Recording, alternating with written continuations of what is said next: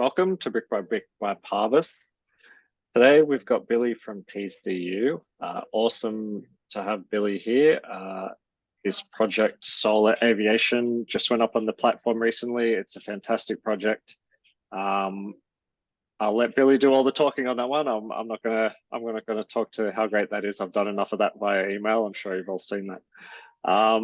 A little bit about Parvis, and first a disclaimer. So first, the content you're going to hear today is not intended to provide and should not be relied on for investment, tax, legal, or accounting advice. Parvis itself, for those that don't know, is a technology-driven real estate investment platform and exempt market dealer. We're registered in all provinces. What we're doing in the market is bringing institutional quality real estate investment opportunities to eligible and accredited investors across Canada, and we're making that as simple and easy as possible. So along those lines, TCU and this project really fits into this bill. We're very lucky to have them on the platform, and we're very lucky to be, I think, the first company that's had, access, if I will use that word, to what they're doing. Amazing track record, 85, 90 properties, developments completed, which is just phenomenal. So I'm really looking forward to hearing from Billy today. And yeah, for everyone who's watching this on YouTube later, please get in contact with myself at Parvis or Vanessa or any of our DRs. We'd love to talk to you about this fantastic opportunity. So I'm going to stop sharing my screen now, Billy, and I'll pass it over to you. That's great, Scott. Thanks again for the introduction. A very warm one indeed. Yeah, no, it's great. I appreciate having this partnership with you guys. Is truly exciting for us as well. Like you said, it unlocks the ability for us to reach a different group of investors and partners, which is big for us, right? We don't have the ability to reach everyone. We feel like we're a great secret, and we don't do a fantastic job of marketing at this time. So you guys are a fantastic conduit to plug into our extremely, our offerings, our great offerings. So this is, let's kickstart the meeting here. I'll try and keep it to 30 minutes with Q&A afterwards. I suppose that's the plan. So I will go fairly quickly through this, but certainly open to questions afterwards. And of course, the documentation will be available, and Scott can direct you to take a look at that. So first thing I'm going to do is talk a little bit about ourselves, but more importantly, I'm going to I wouldn't say more importantly, talk about ourselves and where we come from. I think the big thing with us at TCU is it's important to know who you're dealing with. People are extremely important, especially when you're looking at partnering up alongside of us. And knowing who you're dealing with and the team is critical. So I'll talk about that first, and then I'll dive into the details of the marketplace, specifically in Ottawa and the massive opportunity that we have over here, and then Seoul, which is a beautiful concept. And we feel that it's going to be well received within the marketplace, as our demographic is starving for such a product. So let's get into it. All right. So talk a little bit about us. So that's my business partner on the left there, Mike, and myself, Billy. We met over 20 years ago playing hockey at the University of Ottawa. So not a new partnership, not something that we just put together last year in an attempt to try and make something happen. We have been through a lot together, and we started from scratch. We don't come from multi-generational family, wealth and real estate. That's not what we do. We had to figure it out on our own and literally bootstrap everything. So as we lived together at university, having the same schedule, we saw an opportunity to create some housing by the University of Ottawa.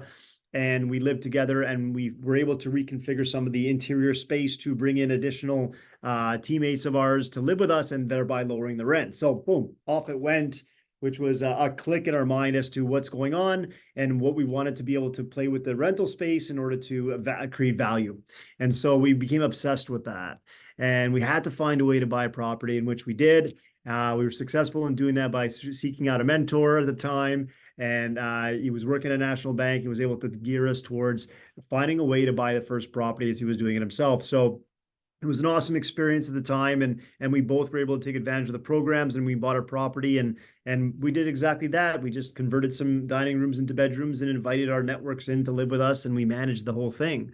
Fast forward to the second, third project we got was a little bit more deep, more, I would say, complicated. And, to the point where we decided to take a building and reconfigure it. And Mike did the exact same thing to make it into a duplex when it was a single family home, thereby adding bedrooms on the top two floors and the bottom two floors, essentially. By doing that, just a funny quick story, get a knock on the door. And of course, we didn't, I didn't know what anything was about real. We were just kind of bootstrapping. We didn't come from this, right? So throwing drywall on the front lawn type thing, not wearing a construction hat or work boots and what have you. And there was a gentleman at the front door asking us what we were doing and what's going on. And we said, "Oh, I'm building a duplex, 5 bedrooms here, 5 bedrooms downstairs." And he looked at me and said, "Where's your permit?" And I said, "What's a permit?" So that was the beginning of a huge journey into learning about how The, many things are involved the, inside fir- of a project. So the first piece of red tape, eh? yeah, that was the by surprise too, right? So, and so it meant a lot of things. It meant, first of all, we don't know what we're doing. Second of all, what is fire rating? Third of all, what is egress, which is exits? And it was a time crunch because we had to basically get ready for September 1st, right? And September 1st when students moved in, and it was July 7th. So it was a lot of Red Bulls at the time. Red Bull was a popular thing, and we had a lot to stay up at night and get it done, and we got it done, and I moved everybody in. So then in Lies was like, okay, there's a process here. We got to learn about it.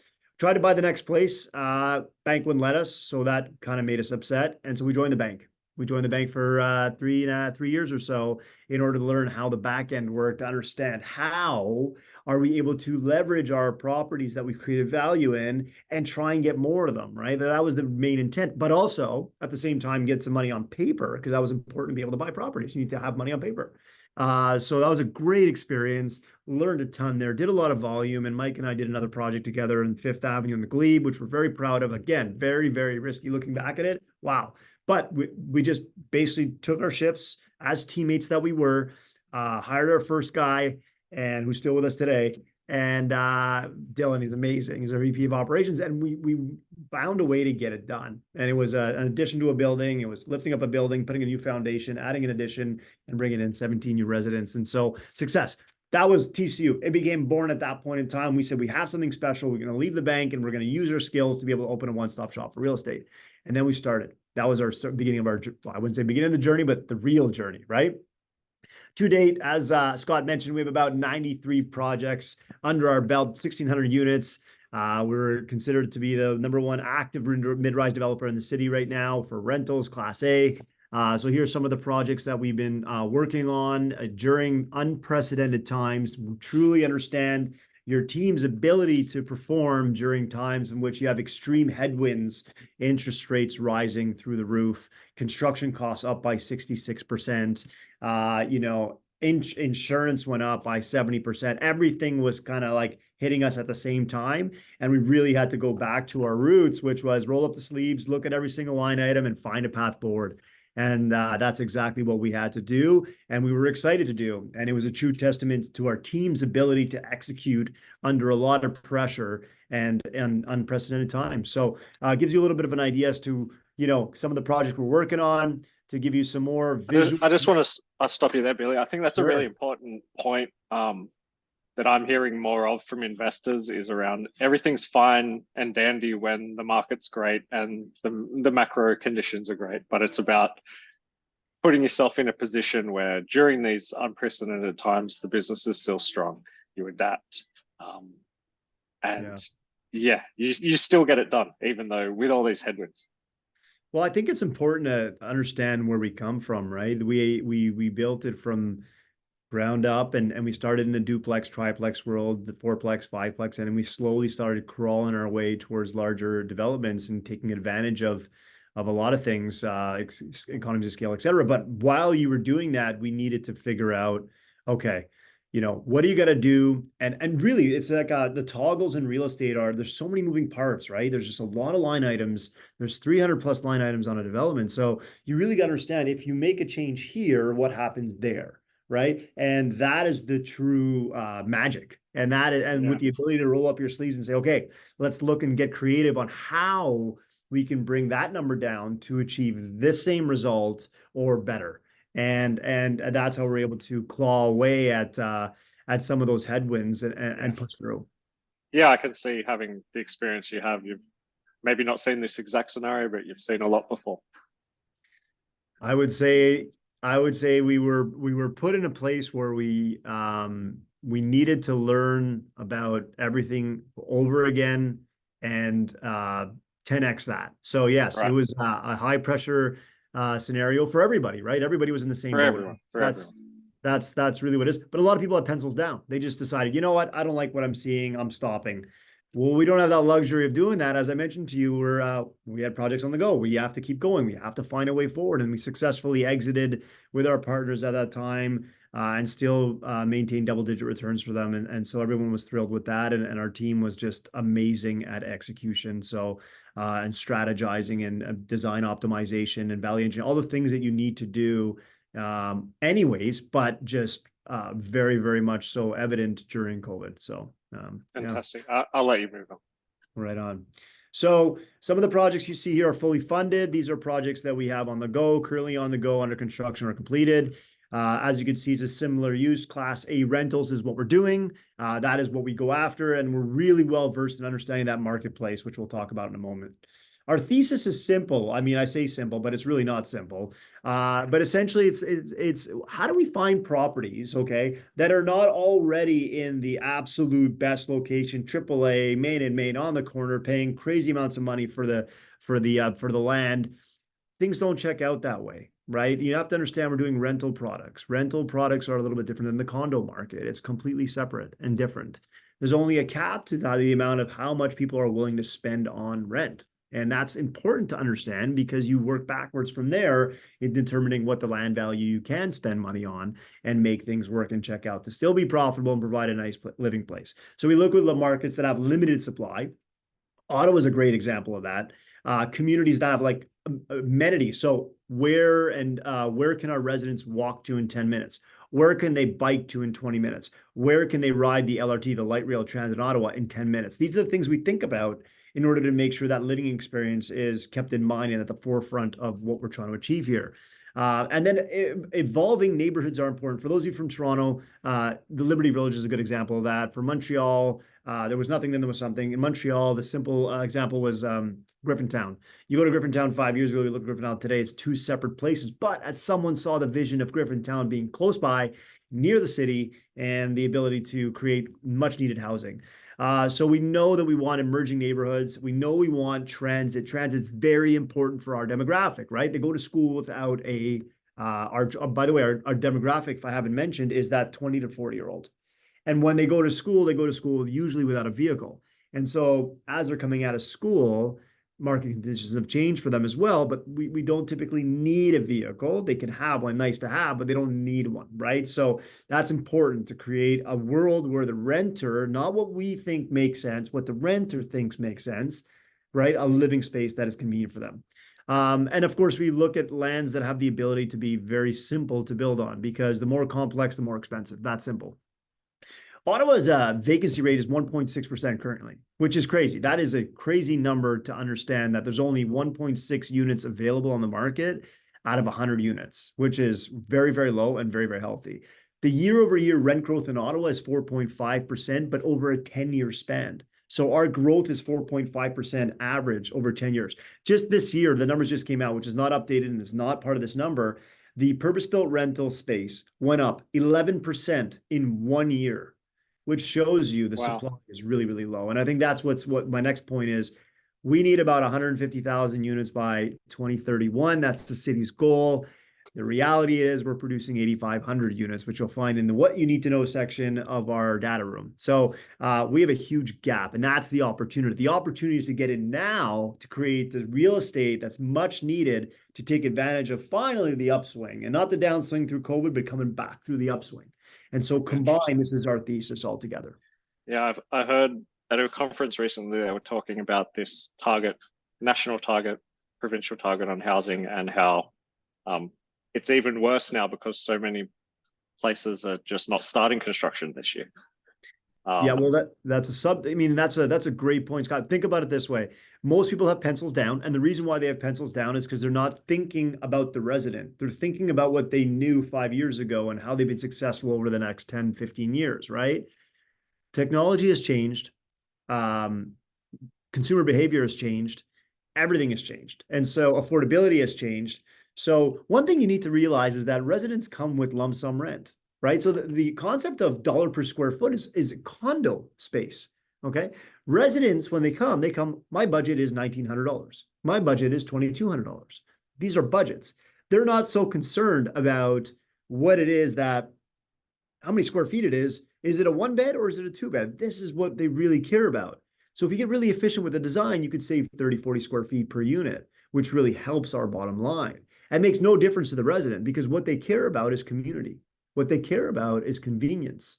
What they care more about is making sure they live in a safe place rather than having to spend more money on a little bit of extra square feet. So you have to adapt with the times, right? And this is the big point here. Residents sleep in their unit, but they live in their building. Once you wrap your head around that, you start thinking more about how you can cater to the residents' needs and understand that they come with lump sum rent and put it all together to create something. And that's what Soul is. And we'll talk about that in a minute. So most people, this is a longer slide, but I'll simplify it. Most people wonder why TCU, right? So why? We talked about, having a bit of grit, having a bit of coming from a place where we had to learn everything and understand everything on the back end and the financing with the background that we have and the construction and the property management. All these things are integrated within our company. That's great. But what makes us special? And I think that's the important question. What makes us different? Well, first and foremost, culture always wins. So if you have a culture that is healthy, in our minds, healthy, people-centric focus, thinking about our people first, our investors, our staff, our residents, you start thinking differently. And I think when you do that, you create what's called raving fans. People want to be around you. They want to work with you. They want to create a building. We're dealing with thousands of people to create a building. That is from the plumbers on site, the electricians on site, the architects, the engineers, the city, the finance team, et cetera, et cetera, et cetera. And so if they like you and they want to work with you, they'll just do 10% more. But when you compound that 10% more for the people that want to work with you across the board on all disciplines, it's special. It creates a team environment, a team that people want to be a part of to get through the hard times or to produce something that's fantastic for our residents. It elevates the experience to get there, which is a hard road to get there. And so when you're there, it feels so much better because you know that you got it done together. And that's really the passion. You probably hear in my voice, but that resonates with everybody involved. And so that's the difference. And then the other thing too is we know that we don't know everything. And that's important because things change and you got to remain educated and informed. You got to go to the conferences, and we'll see you at the next one, Scott. I know that Brilliant. we'll be there, and we see each other all the time. But the point is, that is the mentality you need to listen and learn from other people, learn from the experts, learn from everybody, and draw your own thesis from there. But as we learn, as we educate ourselves, as our staff sit on panels at all these conferences, right? We learn from people. We sit and listen to them. And that's how we get better as well. So I think it's very important to know that we don't just think we know it all. That's definitely not the case. Yeah, I think something I'm really hearing today that's exceptional, I think, to yourself and TCU is this people-centric, customer-centric, resident-centric. You really build your whole business around that idea, which is something I haven't seen before in this industry. Yeah. A lot of the time it's about the investor or it's about the returns or etc. But building a company from that lens is, I mean, that's how I try to build companies. So it's nice to see it here. Yeah, that's why we get along. And I think it's important, right? Like because there are things in life that throw at you difficult times. We have a lot of it's challenging to get these projects done. So if you can find a way to make sure that you can focus on people and they do feel valued, um, it's a long-term play. Real estate's long-term. It's not transactional. It's very much long-term. And if we're going to get through this together, we got to get through it together in the best way possible. So that's the way we look at it, right? Brilliant. So the problem in today's market, and I think Parvis, you're doing a great job. Parvis is doing a great job at, understanding this, and this is part of their business model. Is where do you put your capital? How do you get access to institutional level capital projects, right? And we know that, we understand that, and we understand that if you're going to go buy a duplex or a triplex or a fourplex, and you look at interest rates in today's market, and you actually retract the actual expenses from property management, and you're not going to be an active investor, you're going to be a passive investor. The idea of being an investor is passive. That's the idea. But how do you structurally align with that? So we find a lot of people, feel the need to get into real estate. They know it's great. They want to be in it. They felt pressure to get in it. They felt like the marketplace today took them away from it even further with the interest rate environment, the headwinds that we discussed earlier. But what they found was this is a solution to getting in and being a part of something special. So this is essentially what we find the problem and the solution to be. And this is an option, just one option. All right, I'm going to get into Soul. So, guys, Soul, where do I even start? Soul is not just a building. It is the soul. It is the soul. It's the residents who are the soul of the building, right? We lead with residents.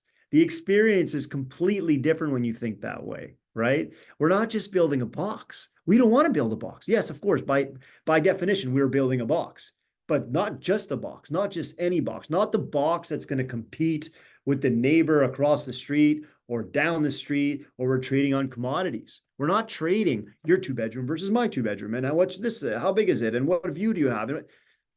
That is not what we're doing. We are rental developers, Class A, for our 20 to 40-year-olds. We got to find a way to build something for them and their needs. And this is the concept. The concept is sophisticated urban living, a spirit of urban living. This is the concept altogether. Bring it forward and think about the residents first. Before you think about what you want as a person that where you live, think about what our demographic wants. We analyze everything. We canvass our residents currently today. We have these events in some of our buildings driven by our asset management team. For example, we have yoga on the terrace. It's one of our buildings. We have yoga. We announced that we're having somebody come in to do a yoga session on the terrace, on the rooftop patio. It sold out in 2 minutes. So, wow. I mean, that sounds great, right? The next one we did was a paint session. We did a paint, and everybody did some painting at the unit in our amenity space. It sold out so fast we had to do a second one. What we've realized is that our demographic really wants to be part of a community. They want to be something special. They don't have the ability to be a part of a lot of clubs that cost monthly fees. So how do we create it for their building to be that pride and joy? They live in a soul building. It's not about TCU. It's not about us. It's about them and the building. And how do we cater to them? And that's really what Soul is all about, right? Yeah, think about it this way. Soul and buildings per se is a combination, I would say the best way to say it is that resident experience and community engagement are basically a direct influence to our bottom line. And the residents are that heartbeat of our investment. That's the way to look at Soul. And when you have that mindset going into what I'm about to show you, you'll understand it. Let's get into it. Let me show you a little bit some visuals. Okay. So obviously beautiful lobby areas, entry areas. We want them to feel like home when they come in, right? We have an amenity package that's through the roof. An amenity is basically, by law, we got to create common spaces. We have to create these spaces for them to be able to meet each other, to come together, to congregate. And we want to do it by design in a way that caters to our demographic. So some of the places that we have are, of course, the natural party room, a cafe off the lobby, right? So not just a lobby. We want to put a cafe right in the middle of it so that you can grab your coffee on the way out, and then you're able to go work out at the fitness studio or grab a bite at the groceteria, which we also have. If you look at some of the images I'm going to show you here, we have a beautiful fitness studio that you'll see state of the art. A co-working space, very common. As I mentioned, people sleep in their unit, they live in their building. They don't want to work at their kitchen island. They would like to work somewhere in a cafe or somewhere that has a co-working space that they can have a meeting at, right? We also have a paw spa, a pet spa to drop off your dog or for your friend. And we have a blow dry bar and a nail bar. amongst a media and gaming room, a bike space, and etc. But what I want to emphasize here is, as you can see, we're creating this incredible connection between the amenity spaces to be able to pull it together and have a resonant experience through the roof. That is what we're doing here. What we're doing differently, though, because it looks like, wow, this is very expensive. How are you going to afford all this stuff, right? Well, remember what we talked about, right? So when we make our units a little bit more efficient in nature, understanding the resident comes with lump sum rent and understanding that they're more inclined to just want to live in a one bedroom or a two bedroom, we can take a little bit of that square footage and reallocate that paid square footage into a different area, right? And by doing that, we don't really affect the bottom line. Here's an additional piece that I'm going to share with you. What we're doing different though, okay? So we don't want the big box store. We don't want the big Starbucks, although we love Starbucks. We don't want to have Starbucks in this building. We want local spirit. We want it to be about the local spirit. That changes the vibe, the energy inside of the building, right? So the Soul Gym, for example, you go to a condo building, they build it once, they don't care, they move on because they sold their condos. We have a responsibility as a rental product to keep going. And so that Soul fitness studio, we're inviting personal trainers to come train at our gym and pay us rent to do so. Why is that important? Because this becomes their new office. They're going to take care of our equipment. They're going to be servicing their existing clients, but they have access to 500 people upstairs for new clients. And that they're willing to pay rent for us. And we've already established those relationships. Same thing goes for the cafe. We talked about the cafe. We are going to invite a cafe local into our space to pay us a moderate rent of $2,000 a month. It doesn't have to be a huge number, but it matters the service that we're giving to our residents. That's what matters, right? Same thing goes for the co-working space, the pet spa. And when you go to a barbershop chair model where someone gets a barbershop and they rent out the barbershop chair, local barbershops and salons want to come and rent these spaces out because all they got to do is show up with their toiletry bag, because we have to build these spaces anyways by law. So why not take advantage of the local energy coming into our building, having access to 500 people upstairs, and our residents have access to these services right at their fingertips. This is what Soul is all about, right? So as you can see, some lovely pictures, a spinning studio with the same concept, a rooftop lounge, etc. And that's what we're going after right now. So that resident understands convenience, they understand safety, they love community, and I think we're hitting all those buckets with Soul, and that's really the intent here.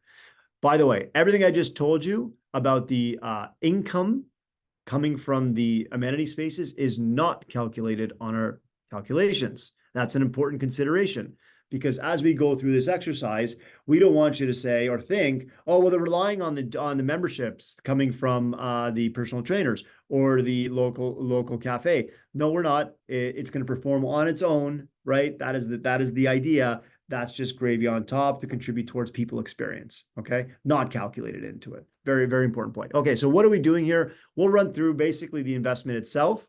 We're doing an investment from ground up. So we're actually building this from ground up. It's 2 pieces of land that we put together that we're building this from ground up.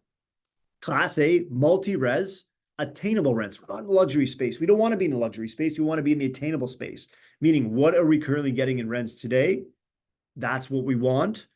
And then we're going to increase it moderately by 3.8%. If you recall, Ottawa's been 4.5%. So a conservative approach to increasing rents based on the actual numbers and data. By the way, we lead with data. Every number on our pro forma is a why it's there. It's backed up by a third party. It's not just fabrication of a bunch of numbers and saying, oh yeah, here's what we're doing and here's what it turns out to be. Having been in the ground in 700 units in development currently, we understand the different numbers that we have to put in that are factual to drive the pro forma in a place where it actually makes sense and it's feasible, right? Okay, so the demand in Ottawa makes a lot of sense. Again, numbers. We are producing 8,500 units and we need 15,000. Now, how are we going to get up to that? Well, Scott, you mentioned it earlier, they're actually slowed down. So there's a huge bottleneck right now. In addition, in Ottawa specifically, there's so many federal projects and infrastructure projects. There's a new general hospital. Ottawa, you spending billions of dollars. Place de Portage is a government project. Center Block is at Parliament, is going on for the next 8 years. We have the LRT, the light rail transit, expanding throughout the city. We have everybody on massive projects. We can't even do it if we tried. So the opportunity is to get in now because, as you know, it's unfortunate for a lot of our demographic, but they cannot afford to buy a home right now. The average home in Ottawa is 700 grand. It takes the average person leaving university 17 years to be able to afford a home in Ottawa today, which is crazy. It's unfortunate, absolutely, but it's reality. And we've seen it over the last few years. We just know this has been the case. And then when you compound the interest rate situation at hand and to qualify for a mortgage today, it's taken them even further out of the marketplace. But then add some more immigration onto the mix to make it even worse. So there's 20,000 newcomers coming to the city of Ottawa per year right now, and we can only build 8,500 units. It's a supply and demand issue, and the opportunity is now. That's why the government, for the first time, is giving us these opportunities of CMHC financing to build these things. Please go build, guys. And they've even removed the GST and the PST off of our project cost, which says it all. If the government's giving you these incredible rebates, I think you should probably understand what happened and what is happening and what they want you to do. So, Scott, I don't know if you want to Most jump in. definitely. Most definitely. Yeah, exactly. So, look, the idea is here is we're going to partner alongside of you. We want investors to come and join us into this partnership. Our equity raise is $20 million. Our minimum investment is a little bit different through Parvis, and that's Yeah. why you'll see that separately, and Scott can Yeah. touch on that as well. I'll just quickly talk about it now. So through Parvis, the minimum we have set up at the moment is $20,000. So that's one of the brilliant things about partnering with TCU is being able to offer this to, I guess, lower price point investors compared to their usual 250. So we're really happy about being able to offer that to Canadians. Absolutely, yeah. And that's a great opportunity for sure to jump in through Parvis. So we're happy about that partnership. Okay, so the next thing is we actually have a draw coming up in Q3 of this year, which is the draw that's coming due. The first draw actually already happened, closing on the property. This is draw number 2 and number 3 that we're talking about right now into next year as well. So opened up right now is that 40% of the capital jumping in Q3 and 60% jumping in Q1. So we're building studios 1s and 2s. It's highly amenitized, as we discussed earlier, and the strategy is to be able to put together those 2 properties and really target that young professional, fastest growing demographic in Ottawa. So all those things together, we build out 2 scenarios. Scenario 1 is, well, we have to build out and see what's going to happen at completion of the project in terms of how much money are we all going to make in terms of value and cost. And then at that time, we have to make a decision if we're going to hold or keep, right? That's typically what we do at that time. And we involve all the investors in part of a major decision. So that's why we build those 2 scenarios out. We build them because we need to know how much thing is going to be worth during the time in which it's completed and stabilized. And then we got to figure out, what does the market look like at that time? And does it make sense to hold for an extra 5 years and plug into a good CMHC rate? I'm sure there's whispers over there, and everybody knows there are some very much, I would say, enthusiastic people about the interest rates coming down. So that's a great sign, because we're assuming we're in this current interest rate environment and they're not coming down as the way we analyze our deals. So let's take a look at the 2 scenarios and the timing. The timing right now is we've been working on this project for 1.5 years. We only bring in investors at a time where we know exactly what we're building, where we're building, how we're building it, and what the numbers look like. And that's when we invite investors in.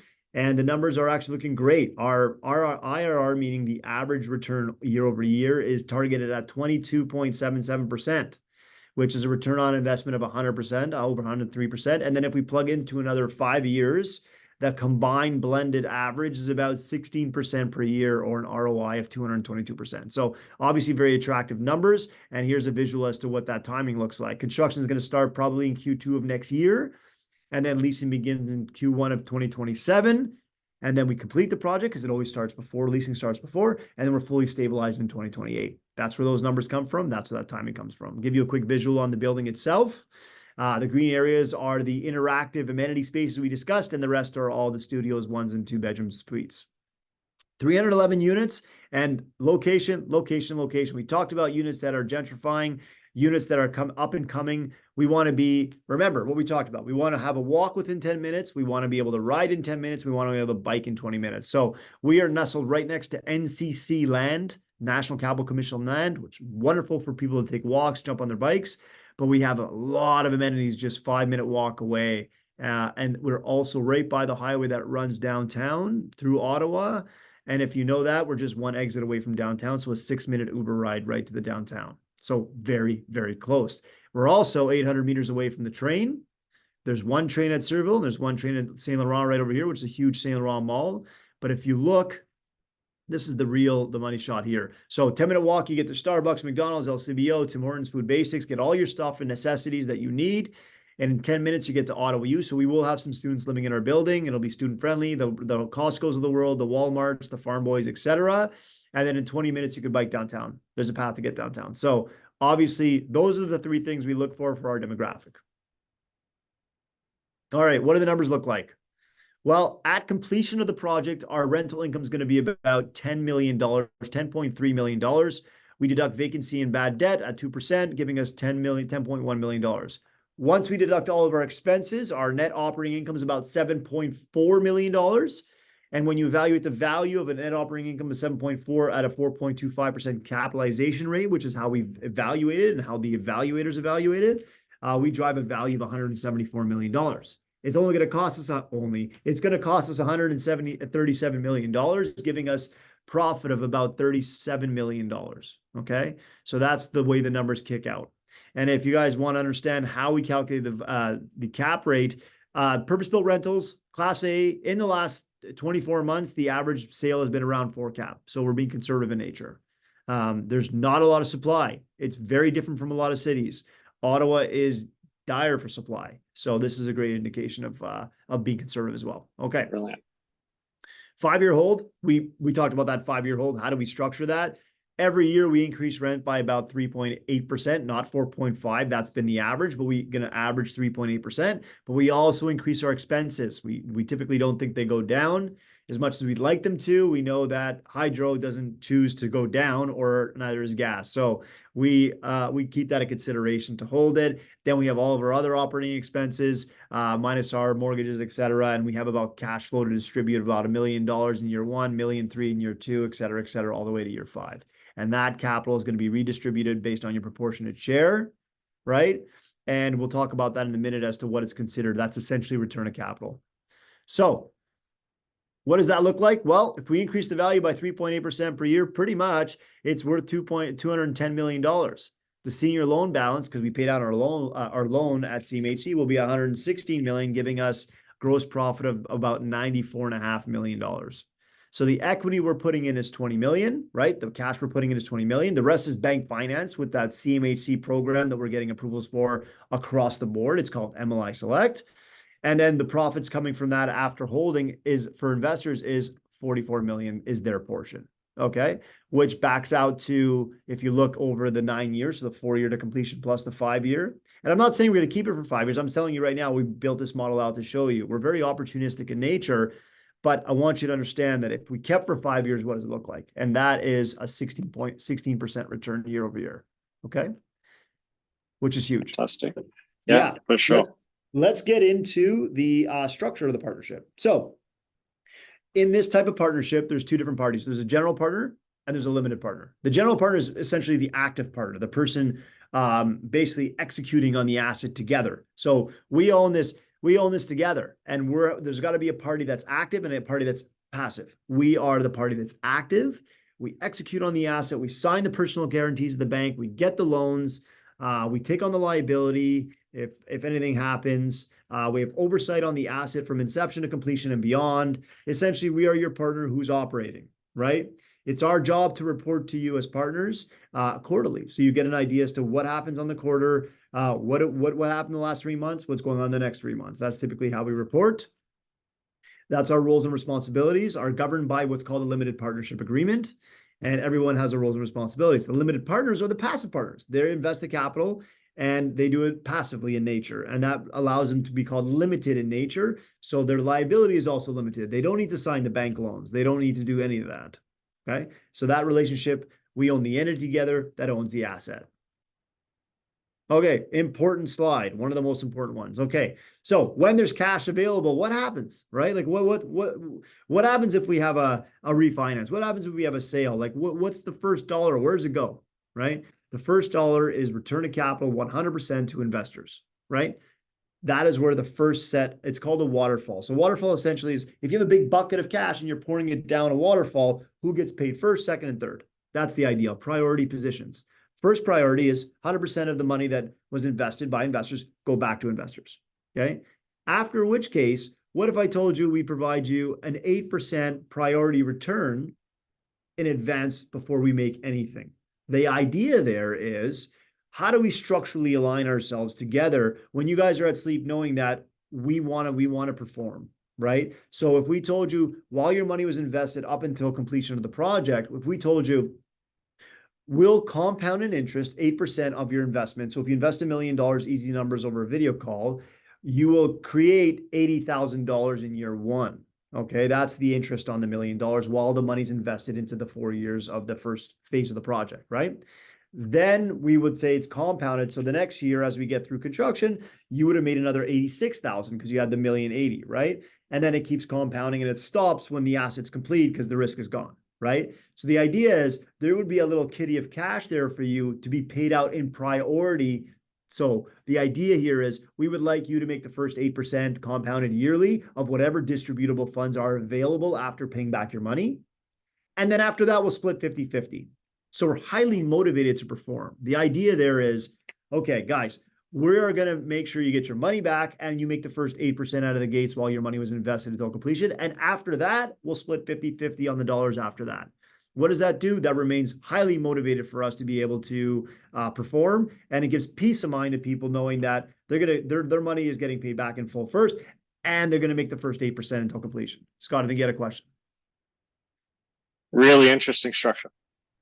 Is the point I'm saying there? Yeah, that's fantastic. I haven't seen this yet, so I'm learning. Okay, good. Yeah, no, it's how do we see the big important thing is we got to be able to balance people's we're pulling investors together, right? And we have to have a clear path as to what our responsibilities are for starters. And then also understanding that some of the investors may not know who we are, right? And that's important for us to make sure that, okay, no problem. How do we structurally create a partnership that makes them feel comfortable with the investment? And that typically is returning their capital first and giving them the first 8% because we're confident in our abilities to create a pro forma that is actual real in nature. And then we're going to be able to hit our numbers given the numbers that we have currently. So we're fine with it. We remain committed to doing it. And we want to make sure we perform for everybody. So we'll take the 50 cents on the dollar after we make that 8%. That's how we do it. It's like I said earlier, your mission and values around people first. It's not just talk. You've built it into the structure of everything you do, and I think that's really impressive. Thank you. That's great. So going into why invest in Sol, just to summarize the whole thing very quickly. We've been talking quite a while, but you're getting exclusive access into a deal that is institutional level, grade quality.